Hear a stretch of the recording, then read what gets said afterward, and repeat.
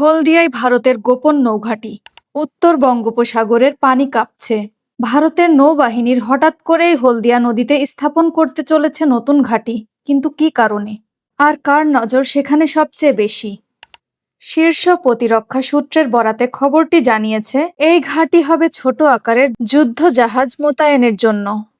পুরো নৌবাহিনীর মতো নয়, বরং একটি ডিটাচমেন্ট যা দ্রুত হামলার জন্য পরিকল্পিত। হলদিয়ায় মোতায়েন করা হতে পারে ফাস্ট ইন্টারসেপ্টর ক্রাফট এবং ৩০০ টন ওজনের new water jet fast attack craft. ঘন্টায় ৪০ থেকে ৪৫ নটিক্যাল মাইল গতিতে চলা এই জাহাজগুলো যে কোনো সামুদ্রিক হুমকিতে মুহূর্তের মধ্যে সাড়া দিতে সক্ষম। সবচেয়ে ভয়ঙ্কর তথ্য, এই জাহাজগুলো CR এর ৯১ কামান এবং লয়টারিং মিউনিশন সিস্টেমে সজ্জিত। এর মানে লক্ষ্যবস্তুতে মিলিমিটারের সঠিক হামলা এবং নজরদারি, একেবারে নতুন মাত্রার শক্তি। বাংলাদেশ, চীন, পাকিস্তান আঞ্চলিক নিরাপত্তার এই জটিলতা।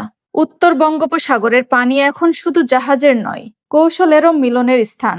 ভারতের এই পদক্ষেপ কি শুধুই প্রতিরক্ষা, নাকি কোনো বড় পরিকল্পনার সূচনা? হলদিয়ার বিদ্যমান ডক কমপ্লেক্স ব্যবহারের কারণে ঘাঁটি দ্রুত কার্যক্রম শুরু করতে পারবে। অর্থাৎ এই ছোট কিন্তু শক্তিশালী ঘাঁটি যে কোনো মুহূর্তে একেবারে প্রস্তুত। উত্তর বঙ্গোপসাগরের জলরাশিতে এবার শক্তির নতুন রূপ। কিন্তু প্রশ্ন রয়ে যাচ্ছে, এই ঘাঁটি কি শুধু ভারতীয় নিরাপত্তার জন্য, নাকি আঞ্চলিক রাজনীতির এক নতুন অধ্যায়ের সূচনা? মন্তব্য জানাতে ভুলবেন না। ভিডিওটি ভালো লাগলে শেয়ার করুন এবং সাবস্ক্রাইব করুন বাংলা নিউজ অরবিট।